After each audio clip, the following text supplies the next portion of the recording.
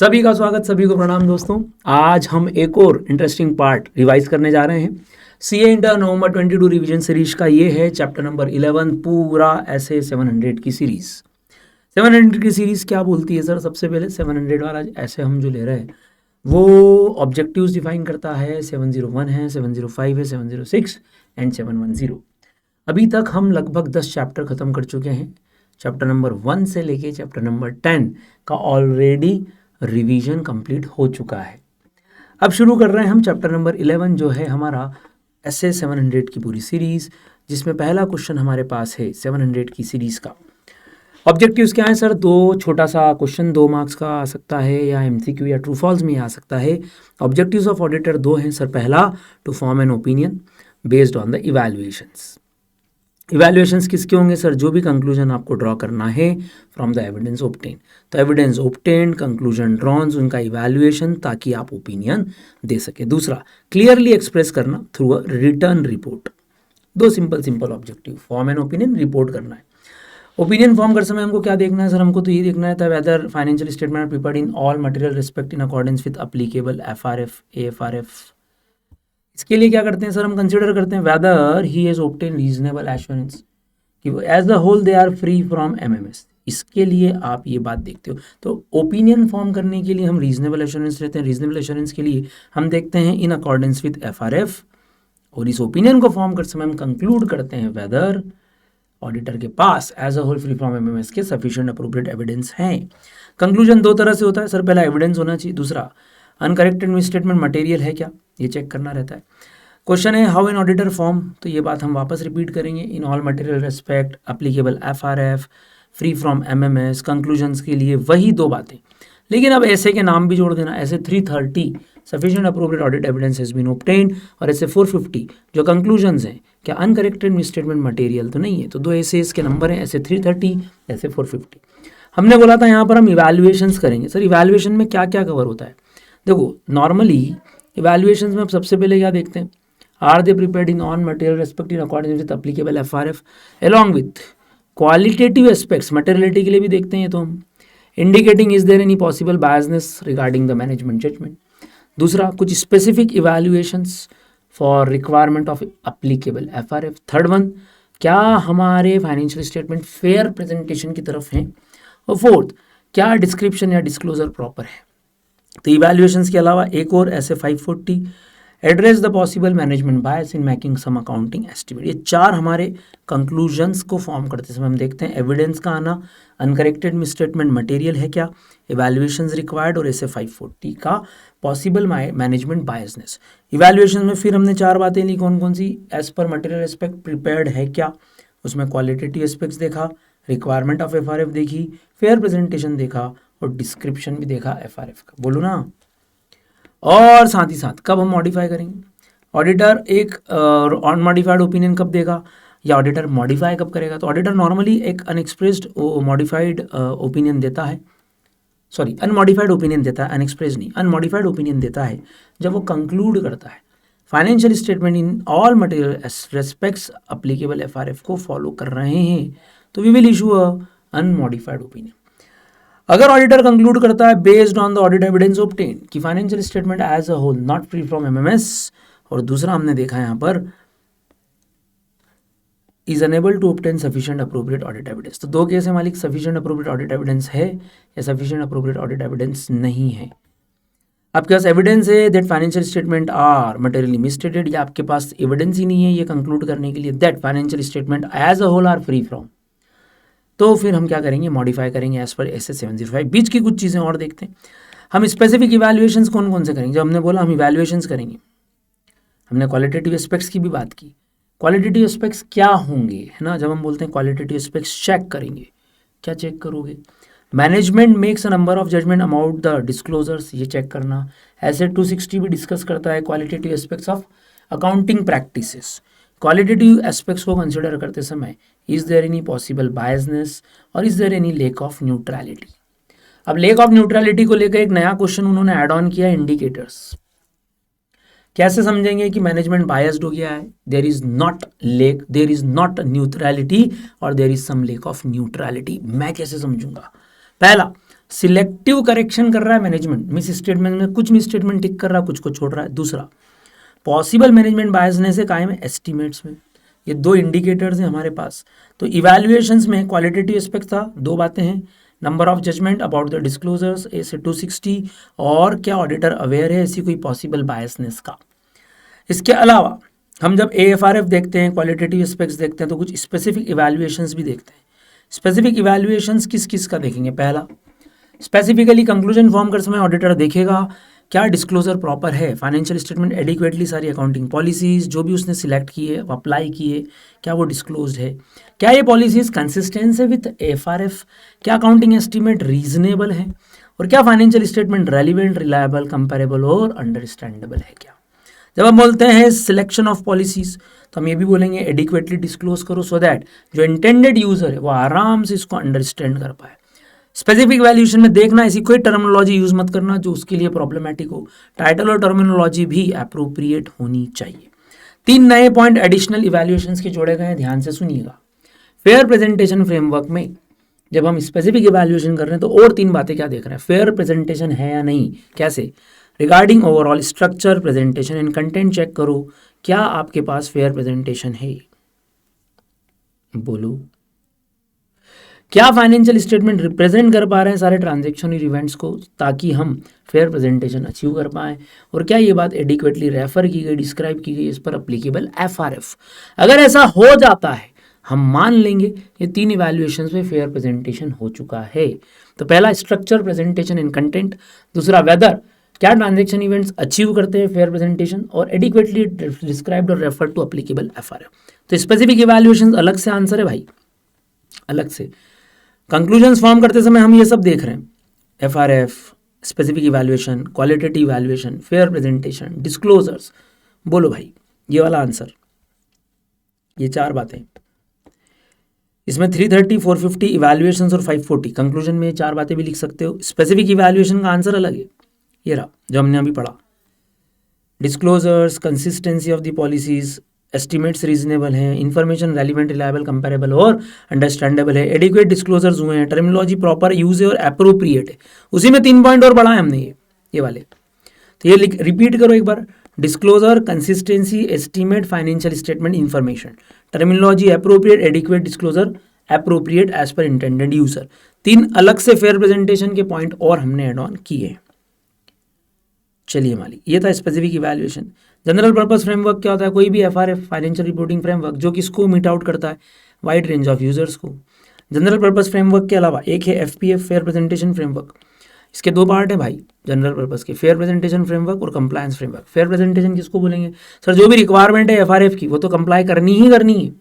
साथ ही साथ FPF ये कंसिडर करता है, ये एक्नॉलेज करता है, ये एक्सेप्ट करता है कि हम फेयर प्रेजेंटेशन अचीव करने के लिए मैनेजमेंट वो भी डिस्क्लोज करेगा जो नहीं बोला गया है, provide disclosure beyond those required. और साथ ही साथ कभी कभी हम ये भी एक्नॉलेज करेंगे कि मैनेजमेंट के लिए बहुत ज़रूरी है to depart from a disclosure, जो करना है लेकिन नहीं बताना है, to achieve some fair presentation. तो दोनों बातें भाई, जितना बोला उससे बियॉन्ड जाके शो करो, जो बोला गया उससे कभी कभी डिपार्ट भी करोगे। कंप्लायंस फ्रेमवर्क क्या है? जो सिर्फ रिक्वायरमेंट्स को कंप्लाई करे, जितना बोला गया उतना, दैट इज कंप्लायंस फ्रेमवर्क, जिसमें ये फर्स्ट और सेकंड पॉइंट शामिल ना हो, ये बात ध्यान रखिएगा। तो जनरल पर्पस फ्रेमवर्क जो कॉमन फाइनेंशियल नीड के लिए है, उसमें से एक फेयर प्रेजेंटेशन है, एक कंप्लायंस फ्रेमवर्क है।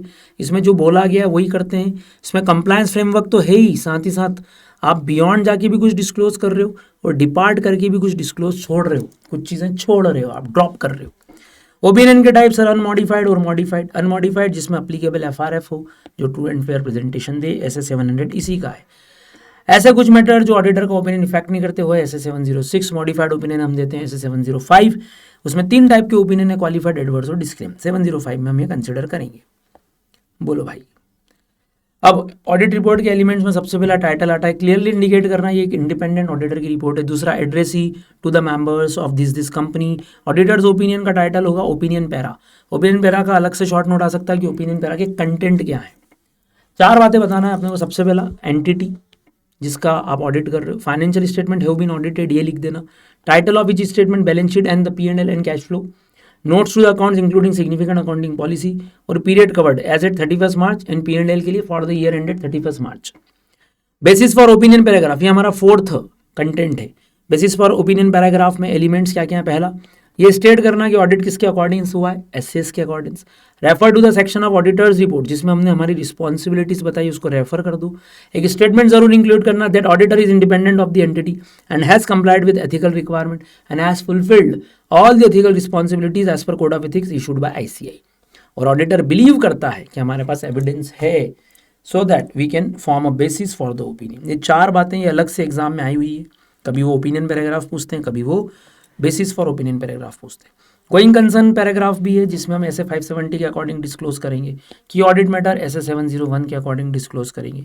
मैनेजमेंट रिस्पॉन्सिबिलिटी पैरा में दो बातें हैं। पहला, हम लिखेंगे एज एन ऑडिटर कि मैनेजमेंट की रिस्पॉन्सिबिलिटी है for the preparation of the financial statement as per FRF along with control management, internal control system भी उन्हीं को मैनेज करना है। सेकंड, हम उनसे रिटर्न रिप्रेजेंटेशन भी लेते हैं इसी बात का कि मैनेजमेंट ने ही असेस करना चाहिए। मैनेजमेंट खुद हमको ऐसे 570 में गोइंग कंसर्न असेस करके देगा कि क्या उन्होंने जो अकाउंटिंग की है वो गोइंग कंसर्न बेसिस पे की है, is it appropriate, is it disclosing the matters, is it giving some description. Identify करो who are responsible for the financial reporting process.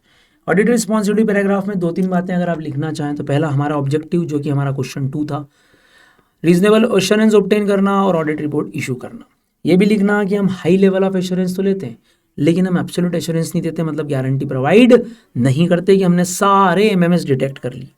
साथ ही साथ लिखना कि हम मटेरियलिटी को कंसिडर करते हैं, या डिस्क्रिप्शन दे देना इसका मटेरियलिटी का।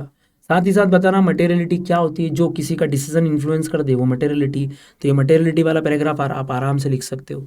इसके अलावा आप लिख सकते हो कि हमने professional scepticism, professional judgement use किया थ्रू आउट द ऑडिट। इसके अलावा आप बता सकते हो कि हमने रोमम किया। रोमम क्या होता है sir? Identify and assess the रोमम, design and perform the procedures and obtain sufficient appropriate audit evidence. ये हमारी रिस्पॉन्सिबिलिटी, हम आराम से इसको समझा सकते हैं क्योंकि ये ऐसे 315, 330 और 500 की ही बातें करता है। साथ ही साथ अकाउंटिंग पॉलिसीज की appropriateness, reasonableness of accounting estimate, ये मन से भी आप ऑडिटर रिस्पॉन्सिबिलिटी पैराग्राफ लिख सकते हो। आखिरी में सिग्नेचर और प्लेस और डेट। तो टाइटल हुआ, एड्रेस हुआ, opinion paragraph, basis for opinion paragraph, going concern, key audit matter paragraph, management responsibility paragraph, auditor responsibility paragraph, और इसके बाद आता है report on other legal and regulatory requirement paragraph, जिससे कारो आ गया, 143 आ गया। फिर आएगा साइन, प्लेस और डेट। आजकल यूडीआईएन भी लगता है भाई। तो ये देखो, ये फॉर्मेट क्या होगा सर? आपकी फर्म का नाम आना चाहिए, चार्टेड अकाउंटेंट, फर्म का एफआरएन, फर्म रजिस्ट्रेशन नंबर, फिर पार्टनर का नाम, फिर उसका डेजिग्नेशन, फिर मेंबरशिप नंबर और यूडीआईएन जो कि 8 नंबर है, बीच में 6 अल्फ़ाबेट है और फिर नंबर है। तो 864 टोटल कितना हुआ? 18। तो यूडीआईएन पे भी अगर छोटा सा कुछ लिखना हो तो आप आराम से लिख सकते हैं। ये फॉर्मेट है, इस पर भी क्वेश्चन आ सकता है। मैनेजमेंट रिस्पॉन्सिबिलिटी पैराग्राफ अभी मैंने बोला प्रिपरेशन के लिए लायबल है, ट्रू एंड फेयर वे के लिए सेक्शन 133 के अकॉर्डिंग उन्हीं की रिस्पॉन्सिबिलिटी है कि वो अकाउंटिंग रिकॉर्ड्स मेंटेन करें, इंटरनल कंट्रोल मैनेज करें for preventing and detecting fraud, सांप को मेंटेन करें, selection and application of accounting policies, judgements लें, एस्टीमेट्स लें, जेई सिस्टम ऑपरेट इफेक्टिव कर रहा है, ये भी उन्हीं की लाइबिलिटी है। ऐसे अकाउंट्स बनाना है जो हमको true and fair view they, free from MMS, ये सब मैनेजमेंट की लाइबिलिटी है। साथ ही साथ असेस गोइंग कंसर्न 570 बोलो। तो ये एग्जाम्पल आपके मॉड्यूल में भी है भैया, आप आराम से इसको देखिएगा। मैनेजमेंट रिस्पॉन्सिबिलिटी पैराग्राफ के लिए ये आपको पूछा जा सकता है, थोड़ा सा रीड करके जाइएगा। ठीक दोस्तों, ये था ऐसे 700। और ऑडिटर रिस्पॉन्सिबिलिटी पैराग्राफ की लोकेशन क्या होगी, ये क्वेश्चन 3 मार्क्स में अलग से भी आ सकता है। ऑडिटर रिस्पॉन्सिबिलिटी पैराग्राफ की कहाँ लोकेशन करोगे? पहला, within the auditor's report, या ऑडिट रिपोर्ट में ही लगा दो, बोलो हाँ या ना। दूसरा, आप एक अपेंडिक्स दे दो ऑडिटर रिपोर्ट में और रेफर कर दो ऑडिट रिपोर्ट में कि देयर इज एन अपेंडिक्स, उसका रेफरेंस दे दो to the location of the appendix. तो पहला, within the body of the auditor's report. दूसरा, within an appendix to the auditor's report, to which case the auditor report shall include a reference to the location. तीसरा, by a specific reference within the auditor report, आप location क्या बता रहे हो? Of such a description on a website. ये MCQ में भी आ सकता है कि ऑडिटर रिस्पॉन्सिबिलिटी पैराग्राफ बजाय ऑडिटर रिपोर्ट के क्या हम किसी वेबसाइट पे ले सकते हैं, अगर लॉ रेगुलेशन परमिट करे तो हम किसी वेबसाइट या लिंक शेयर कर देंगे, या हम उसका स्पेसिफिक रेफरेंस दे देंगे कि इस वेबसाइट पे जाके आप हमारी रिस्पॉन्सिबिलिटीज़ पढ़ सकते हैं। ऑडिटर रिस्पॉन्सिबिलिटी सर, हमारा ऑब्जेक्टिव रीजनेबल एश्योरेंस की बात करना, मिस स्टेटमेंट हो सकते हैं, चेक करो, बहुत ईजी है आंसर ही। पहला हमारा ऑब्जेक्टिव समझाया हमने reasonable assurance, issue the audit report, high level, not a guarantee, ये भी लिख सकते हैं। मिसस्टेटमेंट हो सकता है, वो मटेरियल हो सकता है।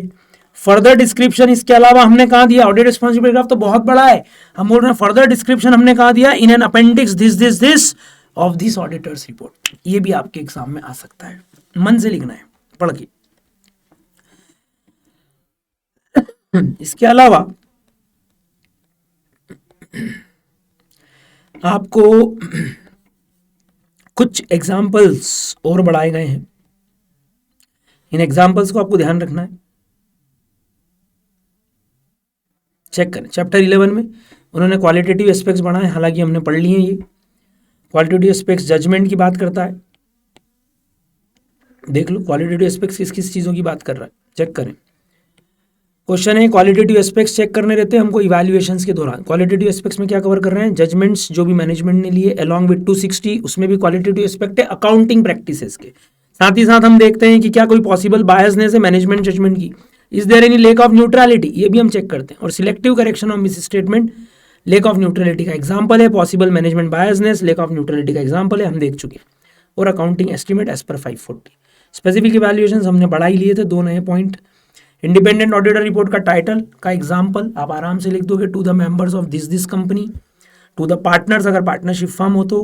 गोइंग कंसर्न के बारे में क्या क्या लिख सकते हैं, going concern financial statement prepared on the assumption that going concern रहेगी entity and will continue its operation for the foreseeable future, इस बेसिस पे ये बनाया जाता है। मटेरियल अनसर्टेनिटी कब एग्जिस्ट करेगी, अगर आपको लगता है तो आप इसको भी डिस्क्लोज कर सकते हो। ये बेसिस फॉर ओपिनियन बोला है, अभी हमने पढ़ा। We conducted our audit in accordance with SA, our responsibilities further describe in auditor responsibility paragraph. हम इंडिपेंडेंट थे, एथिकल वैल्यूज कंप्लाई की, एथिकल रिक्वायरमेंट कंप्लाई की, कोड ऑफ एथिक्स कंप्लाई किया। हमारे पास एविडेंस है कि हम आप आराम से बेसिस फॉर ओपिनियन बना सकते हैं। अदर रिस्पॉन्सिबिलिटी पैराग्राफ का अगर एड ऑन है तो क्या लिखना चाहेंगे, देखिए भैया 4 अलग अलग बातें। अगर आप कोई और रिपोर्टिंग रिस्पॉन्सिबिलिटी शो करते हैं कायम है अपनी रिपोर्ट में, in addition to auditor responsibilities in accordance with SA, तो आपका टाइटल क्या होगा, report on other legal and regulatory requirement. इसका एक सेपरेट सेक्शन होगा, इसका एक सेपरेट टाइटल होगा, बोलो भाई। इसका एक सेपरेट सेक्शन करना, सेपरेट टाइटल करना, चेक करें। अगर auditor other reporting responsibility show कर रहा है other than SAs, this reporting should have other title, other section. और ये बहुत इंपॉर्टेंट है कि इसका सेक्शन और टाइटल अलग हो। और अदर रिपोर्टिंग रिस्पॉन्सिबिलिटी अगर उसी सेक्शन में है ऑडिट रिपोर्ट में जो रिलेटेड है तो क्लियरली डिफरेंशिएट होनी चाहिए, reporting as required by SA and as required by other legal requirement like CARO, like 143(3). तो भैया सेपरेट सेक्शन कर देना, हेडिंग डाल देना। और ये किस जगह होगी, आपकी जो रिपोर्ट है on audit of financial statement उसको फॉलो करेगा ये पैराग्राफ। सिग्नेचर हमने देख ही लिया, फर्म है पार्टनर करेगा along with membership number, registration number of FRN भी डालना है, ध्यान रखिएगा। इंडिविजुअल है, साइन करेगा अपने पर्सनल नाम पे और अपनी खुद की फर्म का नाम डाल दे या ऑडिट फर्म का नाम डाल दे। यूडीआईएन पे नया शॉर्ट नोट है भाई, ये थोड़ा सा इंपॉर्टेंट है क्योंकि ये नया एड ऑन हुआ है, ध्यान से देखिएगा, मैंने इंपॉर्टेंट लिखा है इसीलिए। यूडीआईएन क्या है, आईसीआई को लगा कि हमारे फाइनेंशियल डॉक्यूमेंट या सर्टिफिकेट जिन पे हमारा मेंबर साइन करता है, कई बार वो थर्ड पर्सन साइन कर रहा है, मिसरिप्रेजेंट कर रहा है अपने आप को, सीए मेंबर बता के, ओ माय गॉड, किसको मिसरिप्रेजेंट कर रहा है, अथॉरिटीज को भी और स्टेक होल्डर को भी। आईसीआई को इस बारे में बहुत सारी कंप्लेंट्स मिली कि नॉन सीए लोग सीए वाली रिपोर्ट पर साइन कर रहे हैं। इस मेल प्रैक्टिस को रेस्ट्रिक्ट करने के लिए प्रोफेशनल डेवलपमेंट कमेटी जो पीडीसी है अपनी आईसीआई की, उसने फेज्ड मैनर में धीरे धीरे यूडीआईएन का कंसेप्ट लॉन्च किया। ये याद करके जाना, यूनिक डॉक्यूमेंट आइडेंटिफिकेशन नंबर, और इसको मैंडेटरी करा 1 फरवरी 2019 से। इम्पॉर्टेंट है, जिनके पास भी, जिन सीएस के पास फुल टाइम सर्टिफिकेट्स हैं, जो प्रैक्टिस कर रहे हैं, जो रजिस्टर्ड हैं, उनको यूडीआईएन पोर्टल पे जाकर अपना यूडीआई नंबर जनरेट करना है ताकि वो जब भी कोई रिपोर्ट, कोई चीज़ साइन करें वो यूडीआई नंबर उस पर जाए। Accordingly, an auditor is required to mention the UDIN with respect to each audit report, जो भी वो साइन कर रहा है along with membership while signing any report। तो भैया ये नया पार्ट उन्होंने जोड़ा, UDIN इंपॉर्टेंट है। शुरू की 3 लाइन में उन्होंने कारण बताए, क्यों लाए थे कंसेप्ट, कब से लाए थे, कौन लाया था, और आपको ये टेस्ट करना पड़ेगा। बोलो भाई। एक क्वेश्चन आपके मॉड्यूल में ओरेड हुआ है, सुपर डुपर एक कंपनी है, ड्यूरिंग द ईयर जब ऑडिट हुआ तो उन्होंने देखा उन्होंने लोन्स को बाइफरकेट नहीं कर रखा है लॉन्ग टर्म शॉर्ट टर्म में। आप चाहें तो क्वालिफाइड ओपिनियन दे सकते हैं। मैटर मटेरियल है but it is not pervasive, it is not pervasive, question खुद ही बोल रहा है। बोले भैया। एक और क्वेश्चन इसी बेसिस पे जो दिया जाएगा, ऐसे 705 का पार्ट है, हालांकि यहाँ से उसको देख लेते हैं हम। यहाँ से 700 के बाद अब हम जो नेक्स्ट ऐसे देखेंगे वो है ऐसे 701 communicating audit matters in the key audit matters in the auditor's report. देखो की ऑडिट मैटर्स क्या है, सबसे पहले तो हम ये देख लेते हैं व्हाट इज की ऑडिट मैटर। ध्यान से देखिए किस किस पे क्वेश्चन बन सकता है। की ऑडिट मैटर वो हैं जो आपके प्रोफेशनल जजमेंट में are of most significance in the audit of the financial statement in the current period. Key audit matters are selected from those matters which are communicated to TCWG। आपने TCWG को मान लो 10 मुद्दे बताए, उस 10 में से एक ऐसा है जो आपके प्रोफेशनल जजमेंट के अकॉर्डिंग आपको लगता है कि ये शेयर होल्डर तक जाना चाहिए। 10 मैटर वो जो आपने TCWG हाईएस्ट अथॉरिटी को कम्युनिकेट कर दिए हैं, उनमें से कोई एक मैटर आप बोल रहे हो कि चलो ये हम शेयर होल्डर तक पहुंचाते हैं। This matter are address in the context of the audit, obviously audit के कंटेक्स्ट में ही होगा, and do not provide a separate opinion. इसके ये की ऑडिट मैटर देना, it is not a separate opinion. Financial statement में हम कोई सेपरेट ओपिनियन नहीं दे रहे। पर्पस क्या है सर की ऑडिट मैटर का? बहुत सिंपल है यार, हम इनहैंस करना चाहते हैं हमारी कम्युनिकेटिव वैल्यू, अपनी रिपोर्ट की कम्युनिकेटिव वैल्यू को इनहैंस कर रहे हैं। कैसे? By bringing greater transparency about the audit which we have perform. दूसरा, to provide some additional information to intended user so that they can understand those matter जो हमारे एपीजे मतलब ऑडिटर्स प्रोफेशनल जजमेंट में are of most significant. और तीसरा, to assist intended user regarding the entity and the areas, entity के बारे में जानकारी जारी। बोलो भाई, 3 बातें। Enhance the communicative value of the auditor's report, additional information to intended user regarding understanding of the matter which are most significant. Third, to assist intended user to understand the entity and the area of significant management judgment. फिर हम पता कैसे लगाएंगे? How to determine, कैसे पता लगेगा कौन सा मैटर भैया बहुत इंपॉर्टेंट है? हमको पता तो लगाना है। हमने सोचा भी है कि चलो हम की ऑडिट मैटर कम्युनिकेट करेंगे, तो हमने अभी बोला TCWG को जो मैटर कम्युनिकेट हो रहा है उसमें से ही जो मोस्ट सिग्निफिकेंट का, मोस्ट वर्ड इंपॉर्टेंट है, जो मोस्ट सिग्निफिकेंट है वो लेना। How we will determine? तो देखो हम ऑलरेडी ये कहाँ से निकालेंगे? फ्रॉम द मैटर्स जो ऑलरेडी किसको कम्युनिकेटेड है? TCWG को।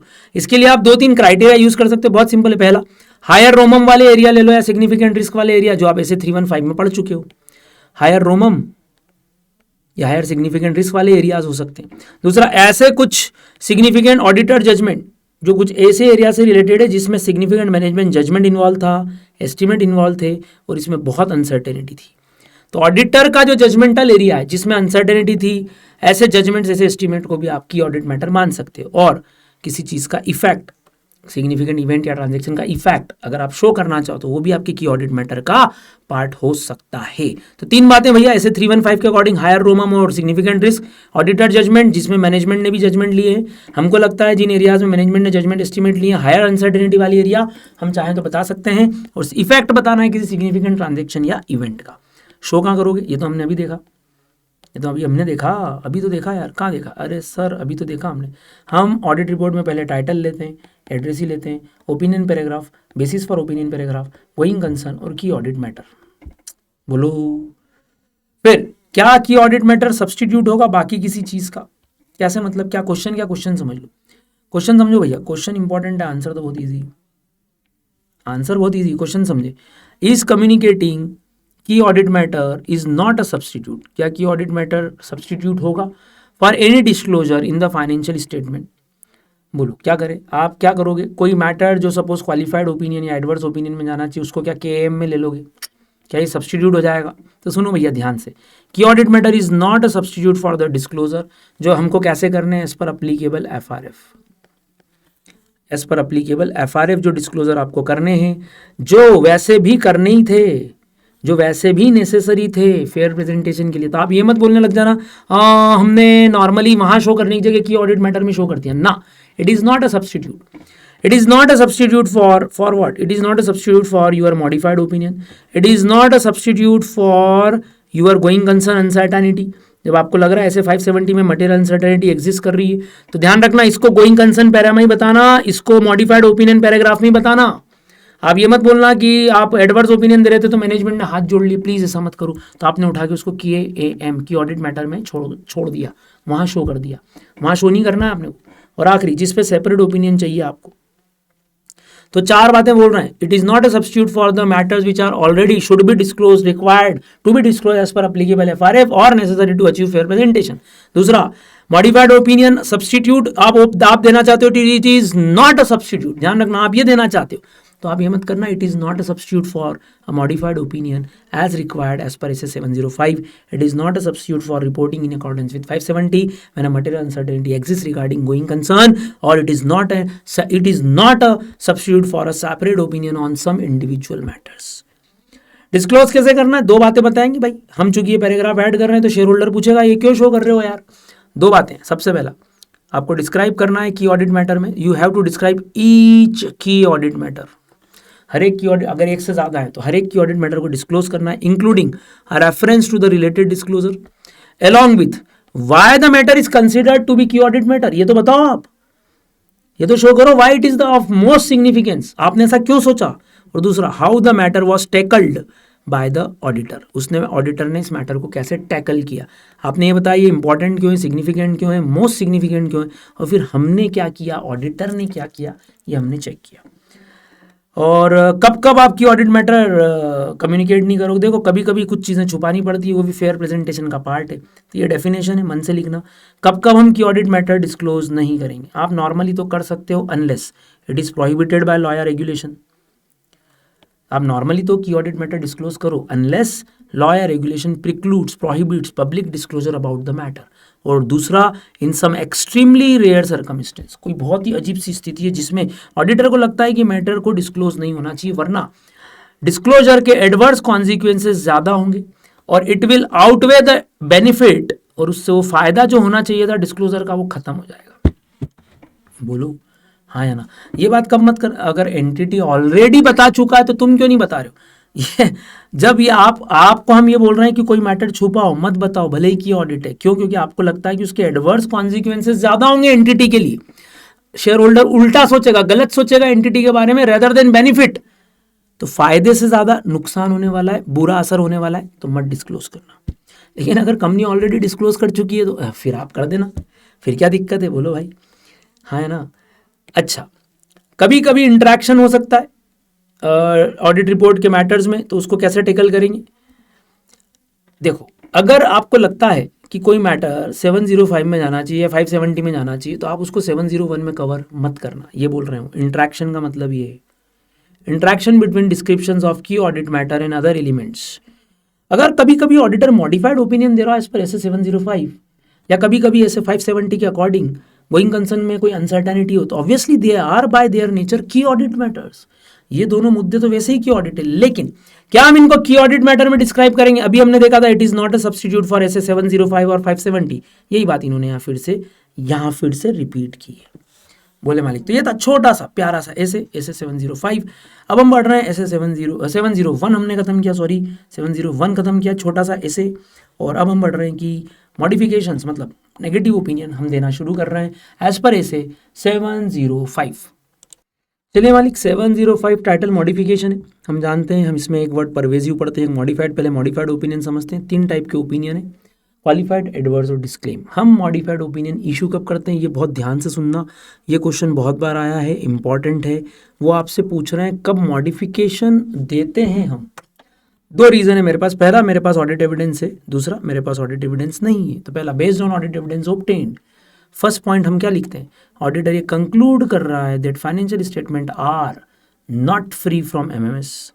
सेकंड केस में we are unable to obtain SAAE to conclude that they are as a whole are free from material misstatement. तो ये रीजन है। क्वेश्चन में यहाँ ध्यान रखना, लोग यहाँ क्वालिफाइड, एडवर्स और डिस्क्लेम समझा देते हैं कभी कभी, अपने को ये गलती नहीं करने का है। सर्कमस्टेंसेस पूछ रहे हैं, बड़ा अच्छा क्वेश्चन, 2 नंबर का। मॉडिफाइड ओपिनियन के 3 टाइप, एक एक करके इन तीनों की डेफिनेशन की हम क्वालिफाइड ओपिनियन कब देंगे। क्वालिफाइड ओपिनियन अगर आप देना चाहते हो तो आपके पास 2 सिचुएशन है। सबसे पहला, you have obtain sufficient appropriate audit evidence और you do not obtain sufficient appropriate audit evidence. दोनों ही सिचुएशन में क्वालिफाइड दे रहे हैं हम, क्योंकि मैटर मटेरियल है लेकिन परवेजिव नहीं है। और सेकंड केस है मैटर मटेरियल भी है और परवेजिव भी है, और ऐसे में अगर एविडेंस आ जाए तो हम एडवर्स ओपिनियन देंगे और ना आए तो डिस्क्लेमर ऑफ ओपिनियन देंगे। तो this is the basic diagram जिसके बेसिस पे आप डेफिनेशन बना सकते हैं। लाएं शुरू करते हैं, ट्राई करते हैं। क्वालिफाइड के लिए क्या बोलेंगे? The auditor shall express a qualified opinion when, क्या लिखना है? उसने एविडेंस ऑब्टेन किए तो क्या लिखेंगे? He has obtain sufficient appropriate audit evidence that to conclude that misstatement either individually और एग्रीगेट, ये जो मिस स्टेटमेंट्स हैं they are material but not pervasive to the financial statement, or you are unable to obtain sufficient appropriate audit evidence, evidence है ही नहीं तो भी qualified कब है? You are unable to obtain sufficient appropriate audit evidence, जिसके basis पे आप क्या बोलते, जिसके बेसिस पे हम ओपिनियन फॉर्म करते हैं। लेकिन ऑडिटर कंक्लूड कर रहा है, but the auditor conclude that possible effects of the undetected, क्योंकि एविडेंस तो है ही नहीं ना भाई, तो अनडिटेक्टेड लिखना पड़ेगा ना। Undetected misstatement could be material but not pervasive, 3 marks exact word to word जाना चाहिए। एक में एविडेंस ऑब्टेन करें, एक में नहीं करें, इसमें ओपिनियन बेस बनाते, लेकिन ऑडिटर कंक्लूड कर रहा है that possible effect of undetected misstatement could be material but not pervasive. Adverse में क्या बोलूं? एडवर्स में बोलेंगे sir he shall express an adverse opinion when you have obtained sufficient appropriate audit evidence that misstatement either individually or in aggregate are both material and pervasive to the financial statement। अब disclaim कब करोगे? Sir हमने matter तो material और pervasive माना, लेकिन हमारे पास कोई सफिशिएंट अप्रोप्रिएट ऑडिट एविडेंस नहीं है, so I am not claiming any opinion. तो हम क्या बोलते हैं इसको? डिस्क्लेम द ओपिनियन, कोई राय न देना।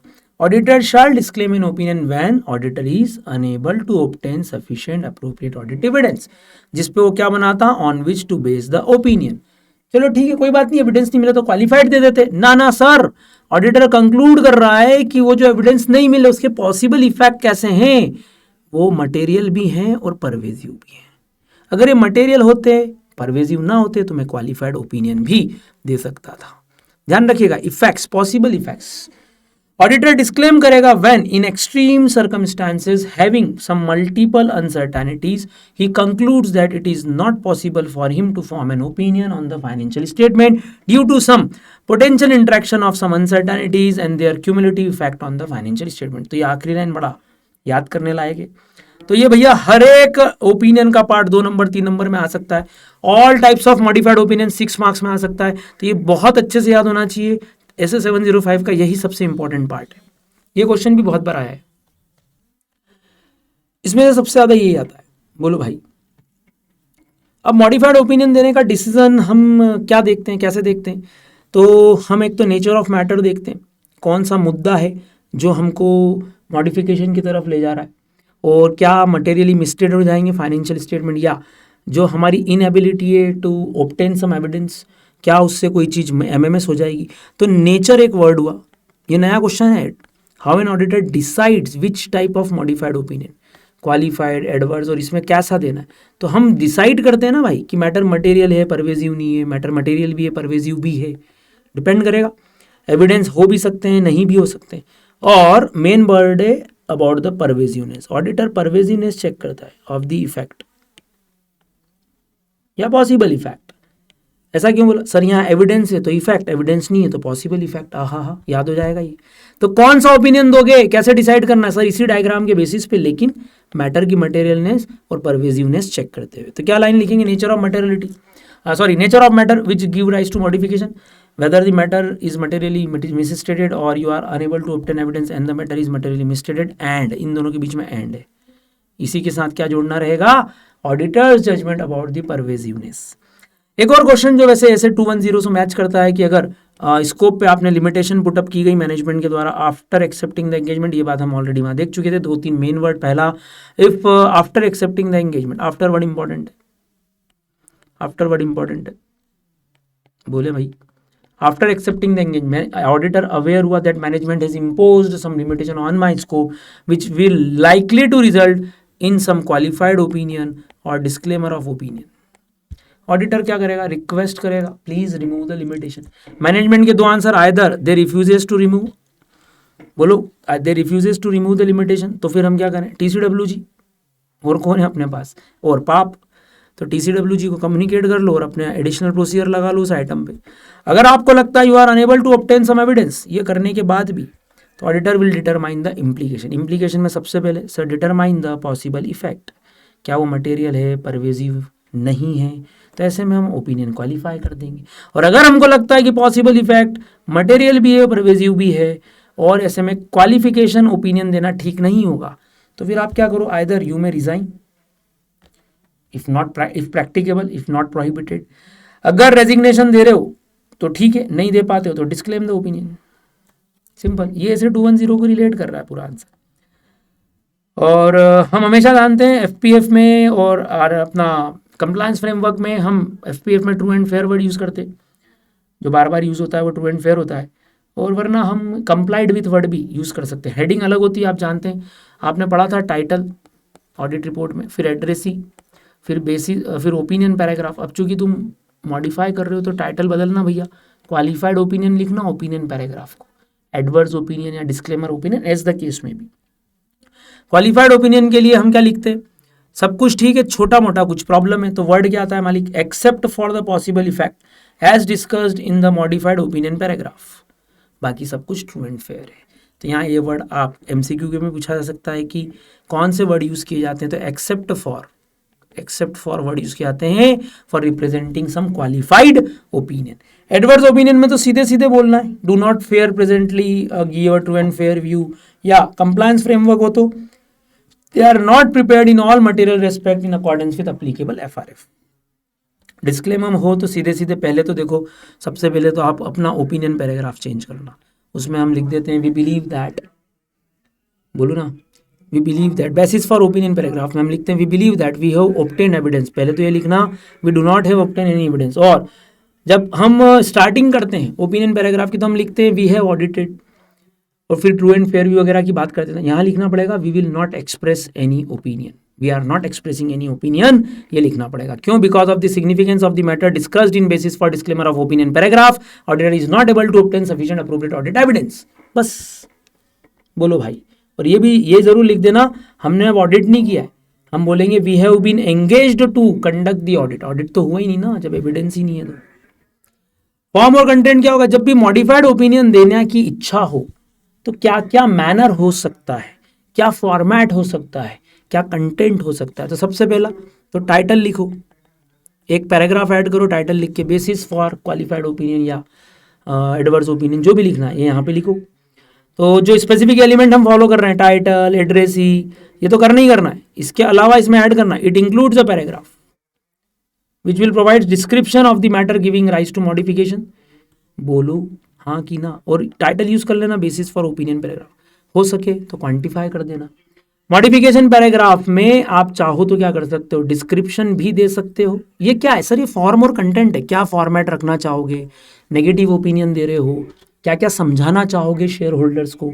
You may also sum, you may बोल रहा हूँ, you may quantify, you may describe and quantify the misstatement unless, मैं ये नहीं बता पा रहा हूँ कि भाई एडवर्स ओपिनियन में फ्रॉड कितने का हुआ है, तो अनलेस इम्प्रैक्टिकेबल, अगर ये प्रैक्टिकेबल ही नहीं है कि मैं उसका रुपीज़ बता पाऊँ, क्वांटिफाई कर पाऊँ फाइनेंशियल इफेक्ट्स, तो ऑडिटर को ये भी लिख देना चाहिए it is not practically possible for me.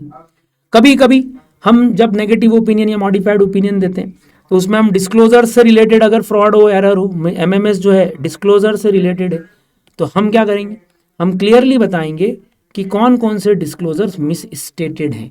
तो ये अलग अलग तरीके हो गए, पहला आपने टाइटल दे दिया, हो सका तो रुपीज़ में इफेक्ट दे दिया, हो सका कि भाई डिस्क्लोजर से रिलेटेड कोई प्रॉब्लम है, कोई MMS है, तो आप बताओ ना, एक्सप्लेन करो what disclosure are misstated, ये भी कर सकते। फोर्थ है नॉन डिस्क्लोजर, कभी कभी आप नेगेटिव या मॉडिफाइड ओपिनियन क्यों दे रहे हो, जो चीज़ डिस्क्लोज होनी चाहिए थी वो नहीं हुई, तो हम क्या करेंगे, अगर कोई नॉन डिस्क्लोजर से रिलेटेड कोई MMS है तो ऑडिटर सबसे पहले तो डिस्कस करता है भाई TCWG के साथ, डिस्क्राइब कर देता है उस बात को अपने बेसिस फॉर मॉडिफिकेशन पैराग्राफ में कि क्या चीज़ इन्होंने ओमिट कर दी है, क्योंकि नॉन डिस्क्लोजर है ना भाई। तो जैसा MMS का नेचर होगा वैसा आपका रिपोर्टिंग का फॉर्मेट जाएगा इस नेगेटिव ओपिनियन का। और अगर हो सके तो आप उन ओमिटेड डिस्क्लोजर को आप शो भी कर सकते हो, unless and otherwise it is prohibited, आप शो भी कर दो और आपके पास उसका एविडेंस भी है कि इन्होंने ये चीज़ें नहीं बताई है, तो यू मे शो इट। आप चाहो तो खुद डिस्क्लोज कर दो। ये तो डिस्क्लोज नहीं कर रहा है, इसीलिए हमने क्या करा, इसीलिए नेगेटिव ओपिनियन दिया।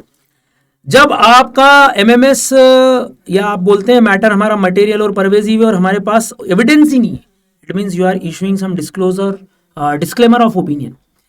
यार शेयर होल्डर सोचेगा ऐसा क्या हो गया, ऐसा क्या हो गया कि एविडेंस ही नहीं आया। तो ये ज़्यादा समझाना। If modification results from an inability to obtain some evidence, चाहे वो क्वालिफाइड ओपिनियन के केस में हो, चाहे वो डिस्क्लेमर ऑफ ओपिनियन के केस में, तो सबसे पहले ये समझाना रीज़न क्या है। शेयर होल्डर बोलेगा हाउ इज़ इट पॉसिबल कि एविडेंस नहीं मिला, हमारी कंपनी तो बहुत अच्छी है। तो पहले रीज़न बताओ, ऐसा क्या हुआ that you are unable to obtain evidence. फिर अगर आप डिस्क्लेम कर देते हो तो आप रेफरेंस देते ही हो अपनी ऑडिटर रिपोर्ट में कि हमारी ऑडिटर रिस्पॉन्सिबिलिटी पैराग्राफ को हमने चेंज किया है, और ये भी कि हमारा पास जो ऑडिट एविडेंस है they do not provide a basis for audit opinion, ये लाइन हम चेंज कर देते हैं। तो भैया बहुत सारा याद हो गया, बोलते जाओ। Basis for modification paragraph, quantification, narrative disclosure से रिलेटेड हो तो रीजंस, एक्सप्लेनेशन कि क्या मिस स्टेट हुआ, नॉन डिस्क्लोजर से रिलेटेड कोई एमएमएस है तो सर आप बताना, डिस्कस किया था हमने, नेचर ऑफ ओमिशन क्या है, हो सके तो उसको आप डिस्क्लोज कर दो। If you are expressing a modified opinion due to inability to obtain evidence, give the reasons, simple. तो ये 6 फॉर्मेट हम आराम से फॉलो कर सकते हैं। एक और छोटा सा क्वेश्चन ध्यान से पढ़ें, ध्यान से पढ़ें। When the auditor disclaims the opinion due to inability to obtain evidence, ठीक है, ये तो ही shall amend the description of auditor responsibility paragraph, बिल्कुल सही बात, अभी हम यही पढ़ रहे थे। आपको क्या करना चाहिए सर, जब भी आप अपना डिस्क्लेमर ऑफ ओपिनियन दोगे ये बोल के कि हमारे पास सफिशिएंट अप्रोप्रिएट ऑडिट एविडेंस आया ही नहीं, तो आपको अपनी ऑडिटर रिस्पॉन्सिबिलिटी पैराग्राफ में भी चेंज करना पड़ेगा। क्या, एक स्टेटमेंट जोड़ देना, उसमें एड ऑन कर देना, auditor responsibility is to conduct the audit in accordance with SA and to issue an audit report. However, because of the matter described in basis for disclaimer of opinion paragraph, we are unable to obtain evidence and we are unable to form an audit opinion। ये statement और add on कर सकते हो। ये था थोड़ा सा छोटा सा, ये भी एक ऐसे 705 कुछ एग्जाम्पल्स एड ऑन हुए भैया। अब आप यहाँ से देखना शुरू करें, एग्जाम्पल्स पढ़ लें छोटे छोटे से, ये आपके मॉड्यूल के हैं, देखें, चेक करें। डिलाइटफुल एक कंपनी है, डिलाइटफुल लिमिटेड एक कंपनी है। वर्किंग क्या है सर इसकी, वर्किंग है प्रोडक्शन, ओके। फाइनेंशियल ईयर दे दिया आपको, उन्होंने बोला इन्होंने सैप पे अकाउंटिंग रखी हुई है, मैनुअल सिस्टम से ये लोग सैप पे आए, ओके। कुछ लोग सैप सिस्टम को नहीं जानते थे, इनके employees, so there are many errors. और स्टैट्यूटरी ऑडिटर के तौर पर आप क्या नहीं कर पा रहे, you are not able to extract the correct data. Also this data is not manually available. Oh my God, data ही अवेलेबल नहीं है। बोलो क्या तुम्हें कोई एविडेंस मिलेगा? आपसे पूछा गया किस तरह की ऑडिट रिपोर्ट दोगी, ये नया टाइप का क्वेश्चन पूछ रहे हैं आजकल, ये केस देके पूछ रहे हैं आपसे कि बताओ किस तरह की रिपोर्ट दोगे। चेक करो, जैसे ये भी एक सुपर डुपर लिमिटेड का मैटर था, चेक करो ये क्वेश्चन भी, सुपर डुपर लिमिटेड, पढ़ो ये क्वेश्चन, 2-3 क्वेश्चन एक साथ पढ़ लो आप। ये सुपर डुपर भी एक कंपनी है जो कि मैन्युफैक्चरिंग कर रही है, ये स्टैट्यूटरी ऑडिटर है। Under the audit CA young ने नोटिस किया कि कंपनी ने लोन्स को बाइफरकेट नहीं किया, ओके। हालांकि इसमें कोई परवेजिवनेस नहीं है सर, ठीक है, मैटर मटेरियल है लेकिन परवेजिवनेस नहीं है, सफिशिएंट अप्रोप्रिएट ऑडिट एविडेंस है, तो आप क्वालिफाइड ओपिनियन इशू कर सकते हो। ये लिखा हुआ है, आजकल ऐसे क्वेश्चन आ रहे हैं भाई छोटे छोटे से। हाँ, messrs Taj Raj and associates are the statutory auditors engaged in the manufacturing of watches during the course of audit. CA Taj जो कि एंगेजमेंट पार्टनर था, he found that the stock and debtors are, जो कि करीब करीब 80% है टोटल एसेट्स का। Oh my god, stock and debtors form 80% of the total assets, they are not realizable. Along with that, company has committed a fraud. Cashier of the company has committed the fraud. और ये सारे fact disclose नहीं है, reflected नहीं है financial statement. Accordingly उसको लगता है कि मैटर मटेरियल भी है और परवेजिव भी है। ऐसे में कैसी रिपोर्टिंग रिक्वायरमेंट्स हमको देखनी चाहिए? तो पहला क्या करो sir, sufficient appropriate audit evidence है, हाँ। मैटर मटेरियल भी है, परवेजिव भी है, हाँ। Sir you should issue an adverse opinion, और इसी का डेफिनेशन लिख दो। बोलो, बस वो का वही केस समझा दिया इन्होंने पूरा। और आपको बोला कि 2020 कारों में भी रिपोर्टिंग करना और 143.12 फ्रॉड हुआ है ना, उसमें भी रिपोर्टिंग करना पड़ सकती है। बढ़िया आंसर, छोटा सा बढ़िया। डिलाइटफुल वाला केस बोलो। एम्प्लॉई ने सिस्टम में शिफ्टिंग मारी है, मैनुअल से ये लोग कंप्यूटराइज्ड पे आए ईआरपी पे। अब ऐसे में आपके पास कोई एविडेंस ही नहीं है, you are unable to obtain evidence, you should give a disclaimer of opinion. तो in the present case if you are unable to extract some data neither from the system neither from the manual, दोनों ही system काम नहीं कर रहे हैं, तो हम बोल सकते हैं we can issue a disclaimer of opinion. एक और क्वेश्चन छोटा सा। Daisy and associates are the auditors of this company. CA Daisy जो कि एंगेजमेंट पार्टनर है wants to verify the cash on 31 March. Okay, balance 1 lakh है। ओके, कंपनी का turnover 6 crore है। Okay, such verification is not possible, ऐसा cashier ने बोला। क्या करें सर? ठीक है, 6 करोड़ में से 1 लाख का कैश है, किसी भी रीजन से वो बोल रहे हैं हम वेरीफाई नहीं करवा पाएंगे, means you do not have sufficient appropriate audit evidence. लेकिन मैटर मटेरियल है। ओके, कैश मटेरियल है, लेकिन परवेजिव तो नहीं है। तो ऑडिटर को जब अवेयर हुआ कि management has imposed a limitation, basically ये लिमिटेशन ऑन स्कोप को बेस बना के आंसर बता रहे हैं कि this is a limitation on scope, it is not possible for cashier, ऐसा बोल दिया। तो हम ये तो समझा ही सकते हैं, साथ ही साथ ये भी बोलना है। तो क्या करें, या तो हम क्वालिफाइड ओपिनियन देंगे या डिस्क्लेमर, दो ही ऑप्शन होते हैं। हम कोशिश करेंगे मैनेजमेंट में रिमूव द लिमिटेशन, नहीं किया कोई बात नहीं, इम्पैक्ट देख लो एंड यू मे इशू, मे लिखना है इसमें, शाल मत लिखना, you may issue a qualified opinion. बोलो भाई, you may issue a qualified opinion. एक और छोटा सा केस, बोलो क्या करना है। लोमेक्स कंपनी थी, मैन्युफैक्चरिंग करती थी कैंडल्स की। ओहो हो, कमलनाथ जी जो हैं इसके स्टेचुरी ऑडिटर हैं। During the year under audit क्या हो गया भैया, आग लग रही है, आग लग गई भाई, आग लग गई, धुआं सा उठ रहा है। क्या हुआ, कंपनी की प्लांट और मशीनरी डिस्ट्रॉय हो गई। ओके, ये डिस्क्लोज कर दिया है किसने, कंपनी ने। किसमें, नोट्स टू अकाउंट्स में। ठीक है, mister Kamal Nath also decided to communicate this matter in his report as, उसको लगता है ये मैटर इंपॉर्टेंस का है, फंडामेंटल है टू द यूजर्स अंडरस्टैंडिंग। बोलो क्या किया जाए, क्या उसको ऐसा करना चाहिए?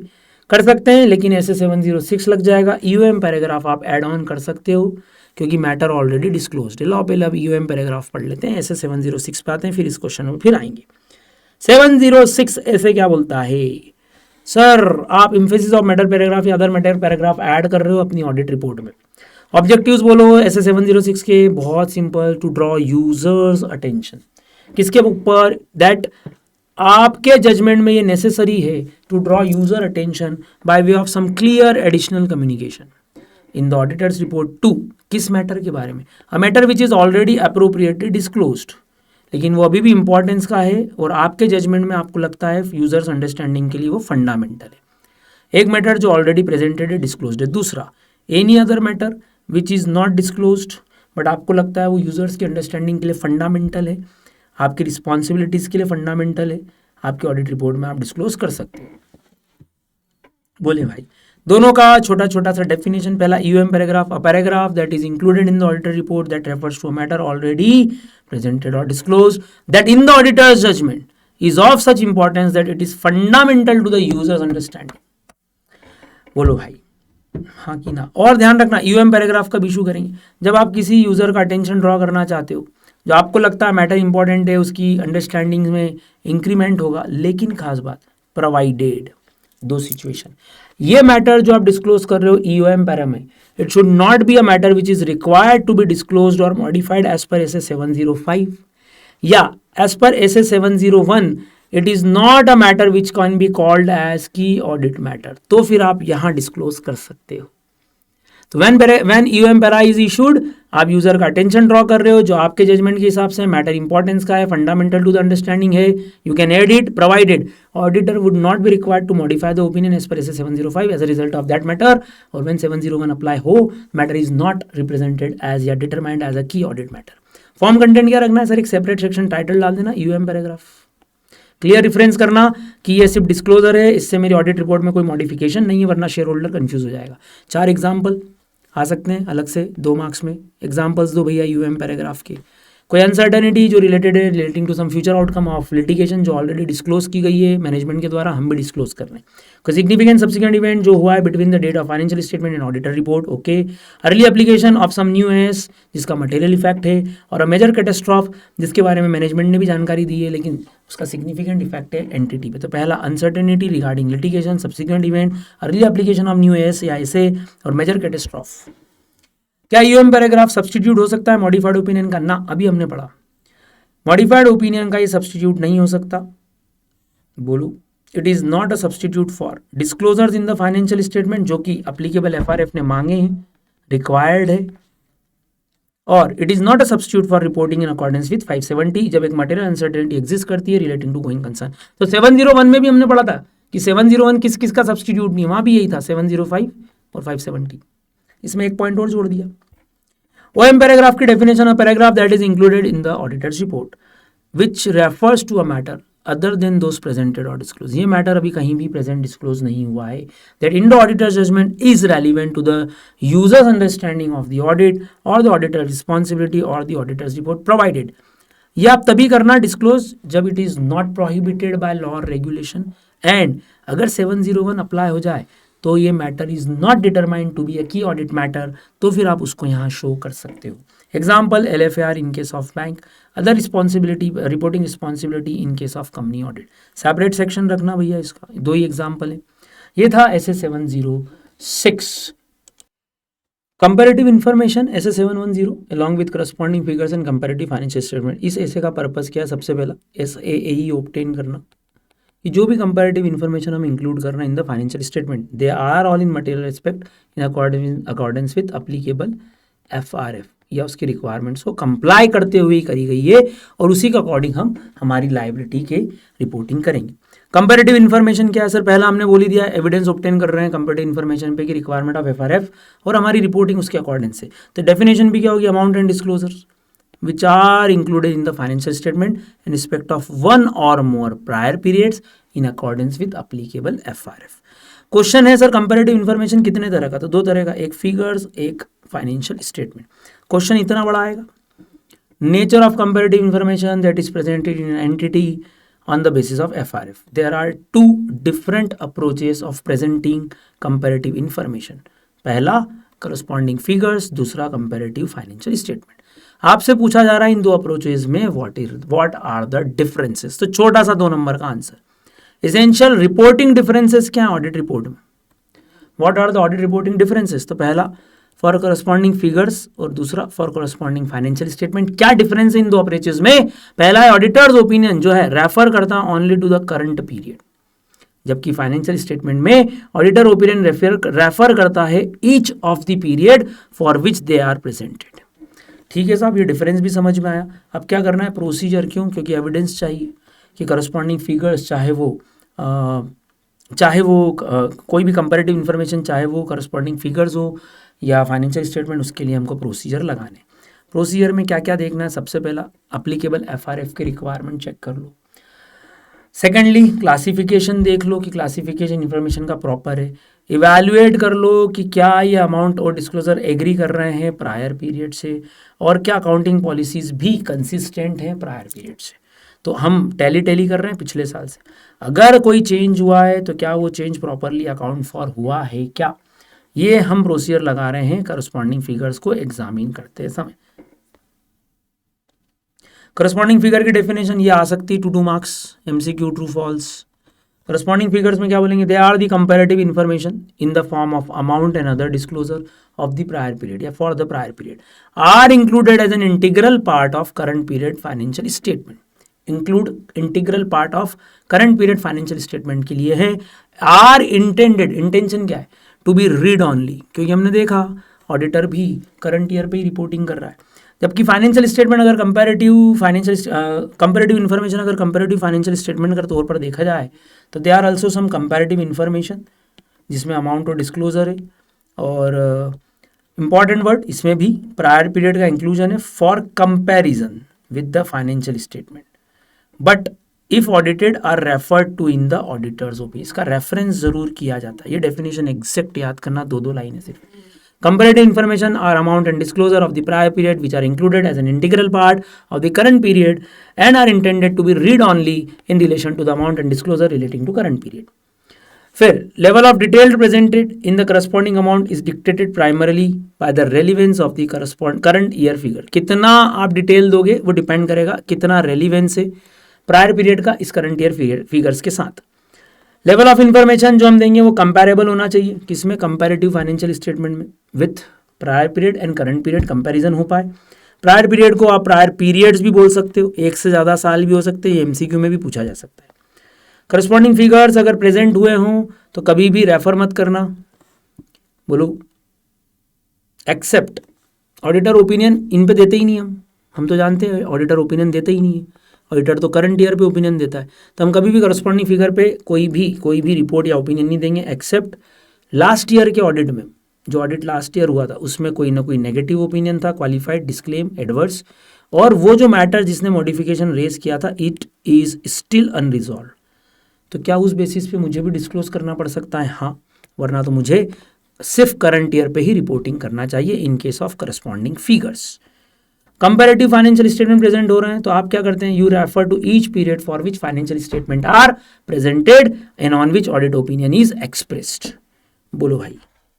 दूसरा, अगर basis for opinion modification paragraph आप लेते हैं, in the basis for opinion modification opinion paragraph, हम क्या देंगे, यू शैल आइदर, दो तरीके, refer to both the current and corresponding figures, ताकि उसका डिस्क्रिप्शन चला जाए कि क्यों लास्ट ईयर मॉडिफाई था और क्यों इस बार भी मॉडिफाई है, वरना मैं लास्ट ईयर के इस पे ओपिनियन नहीं देता. और दूसरा, इन अदर केसेस एक्सप्लेन, हमने ओपिनियन इसलिए मॉडिफाई किया क्योंकि मैटर अभी भी अनरिजॉल्व्ड है.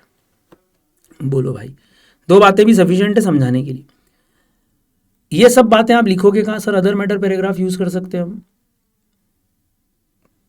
और लास्ट ईयर इसका ऑडिट हुआ था, यस लास्ट ईयर इसका ऑडिट हुआ था. अगर लास्ट ईयर ऑडिट हुआ हो तो क्या करें, प्रायर पीरियड में ऑडिट हुआ था तो आपको दो बातें करनी है, लिख देना हमने डाटा जो लिया प्रेडेसेसर ऑडिटर रिपोर्ट से लिया है, उसका टाइप ऑफ ओपिनियन क्या था और उसकी डेट क्या थी. सेम बात यहाँ भी है, सेम है. तो अगर ऑडिट रिपोर्ट नहीं थी लास्ट ईयर की, प्रेडेसेसर ऑडिटर की रिपोर्ट नहीं थी, तो एम पैराग्राफ में क्लियरली लिखना कि ये मैटर्स अनऑडिटेड थे, ये फिगर्स अनऑडिटेड थे.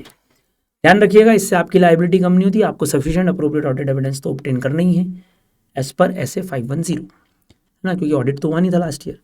अब अगर आपको ऑडिट एविडेंस नहीं मिलता है लास्ट ईयर के केस में तो क्या करेंगे सर, हम वेरीफाई करेंगे मैटर्स को, इसके अलावा अपने पास ऑप्शन नहीं है. तो देखिए पूरा ऐसे यहाँ कंसाइज हुआ है. पहले तो हमने डेफिनेशन देख ली, कंपैरेटिव इन्फॉर्मेशन के लिए हमको एविडेंस चाहिए एज पर अप्लीकेबल FRF, और उसी को हम रिपोर्ट करते हैं.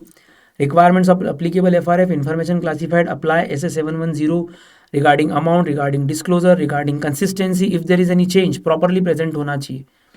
ये इन्फॉर्मेशन के लिए था. अब उसके दो पार्ट है, फिगर्स और स्टेटमेंट. इनकी डेफिनेशन हो गई, इसमें हर एक पीरियड को रेफर कर रहे हैं, इसमें इंटीग्रल पार्ट है लेकिन रेफर नहीं कर रहे हैं, सिर्फ रीड ऑनली पर्पस के लिए. इसमें करस्पॉन्डिंग अमाउंट डिस्क्लोज रेफर्ड हो रहा है हमारी रिपोर्ट में. लास्ट ईयर ऑडिट हुआ, unmodified opinion, very good. MMS है तो AFRF के अकॉर्डिंग क्वालिफाइड एडवर्स आप भी दे सकते हो क्योंकि मैटर अभी भी अनरिजॉल्व्ड है, ये आप भी लिख सकते हो. लास्ट ईयर ऑडिट हुआ, करंट ईयर पे ओपिनियन दे ही रहे हैं, last year already issued opinion है तो हम SA 706 को OM पैराग्राफ को ऐड करेंगे. लास्ट ईयर अनमॉडिफाइड था, कम्युनिकेट करेंगे TCWG से, बस इतना ही हमको याद करना है. लास्ट ईयर ऑडिट नहीं हुआ हो तो सर हमारी ड्यूटीज़ कम नहीं होती, SA 510 तो हम पे लगेगा ही लगेगा, और हमारी ड्यूटीज़ रिलीव नहीं होती, ये बात हमको ध्यान रखनी. Same point.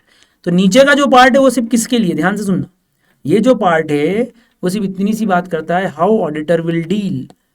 ध्यान से देखिए क्वेश्चन को, how auditor will deal in case जो ऑडिट एविडेंस है, लास्ट ईयर की ऑडिट एविडेंस मिल रहा है, प्रायर पीरियड में कुछ मैटर्स थे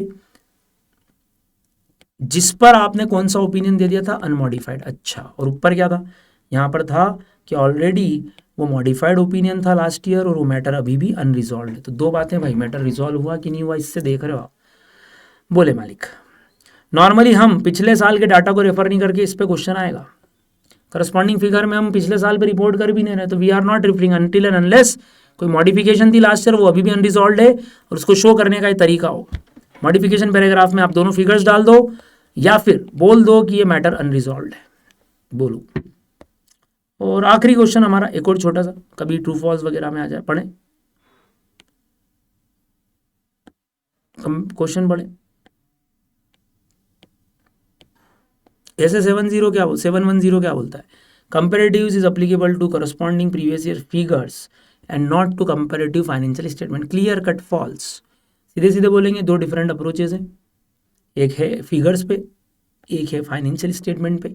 अगर financial statement last year audit हो गए थे या नहीं हुए थे तो आपको ऐसे 510 दोनों ही केस में यही ऐसे 510 को कंप्लाई करना पड़ेगा। क्वेश्चन एक बार ये भी आया है कि हम उसमें कैसे डील करेंगे ये वाला। अगर नॉर्मली तो हम रेफ़र नहीं करते, लेकिन कब कब रेफ़र करेंगे, डेफिनेशंस ऑलरेडी आई हुई है ट्रू फॉल्स एमसीक्यू में, फिगर्स एंड फाइनेंशियल स्टेटमेंट अच्छे से याद करना डेफिनेशन। तो दोस्तों ये था पूरा SA 710। ये जो पॉइंट था ये आपको कंपैरेटिव फिगर्स की जगह इसको कंपैरेटिव इन्फॉर्मेशन के लिए चेक करेंगे कि नॉर्मल प्रोसीजर कंपैरेटिव इन्फॉर्मेशन का क्या है, FRF की रिक्वायरमेंट चेक करो है भी कि नहीं, classification, amount and disclosure agree कर रहे हैं लास्ट ईयर के डाटा से, अकाउंटिंग पॉलिसीज कंसिस्टेंट है, प्रायर पीरियड से कोई चेंज है तो अकाउंटेड हो चुका है। बोलो भैया, एक रिटर्न रिप्रेजेंटेशन भी हम उनसे ऑब्टेन कर सकते हैं। प्रोसीजर सिंपल थे। हम करंट ईयर की बात करेंगे, इसमें हम प्रायर पीरियड की भी बात करते हैं क्योंकि हर पीरियड की रिपोर्टिंग जाती है। बोलो भैया, हाँ है ना। और अगर आपका करंट ईयर का ऑडिटर ओपिनियन पिछले साल के ओपिनियन से अलग जाता है तो you should disclose the matter in OM paragraph as per SA 706। तो लास्ट ईयर का ऑडिट हुआ था उसमें ओपिनियन और जो करंट ईयर का ओपिनियन है उसमें डिफरेंस आ गया, सब्सटेंटिव रीजंस हैं आपके पास डिफरेंस के, डिस्क्लोज एज पर SA 706। और क्या क्या शो करेंगे, प्रेडेसेसर ऑडिटर ने अगर ऑडिट किया हो तो ये 3 बातें हमने पढ़ ली, तो इजी ऐसे है। एविडेंस ऑडिटर को जो है मिल गए हैं कि लास्ट ईयर कैसा ओपिनियन गया था, अनमॉडिफाइड, लेकिन आपको दिखा कि MMS तो एग्जिस्ट करता था पिछले साल भी, तो you will verify the matter और अप्लीकेबल FRF के अकॉर्डिंग आप उसको डील करोगे। दोनों ही केस में सेम है। यहाँ कम्युनिकेट करने की बात की है मैनेजमेंट और TCWG को कि लास्ट ईयर भैया इसमें प्रॉब्लम थी, और prior period financial statement amend हो सके तो कर दो, प्रेडेसेसर ऑडिटर कर दे तो बढ़िया है, वैसे चांसेस थोड़े से कम होते हैं। छोटा सा ऐसे है, 3 हिस्से हैं, वापस से बता रहा हूँ 3 हिस्सों में डिवाइडेड है। पहला ऑडिट हुआ था, ऑडिटेड, नॉट ऑडिटेड।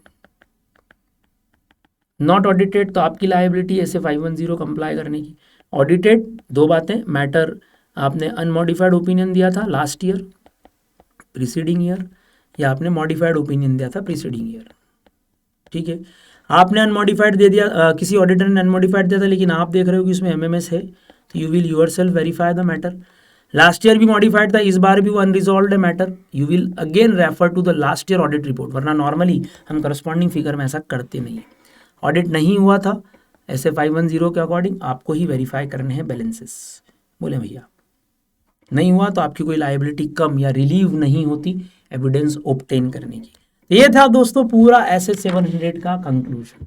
700, 701, 705, 706, 710।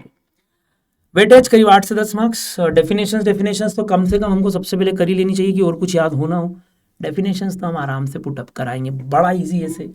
अभी 1 घंटे करीब में रिवीजन हुआ, मतलब आप भी इसको आराम से याद कर सकते हैं।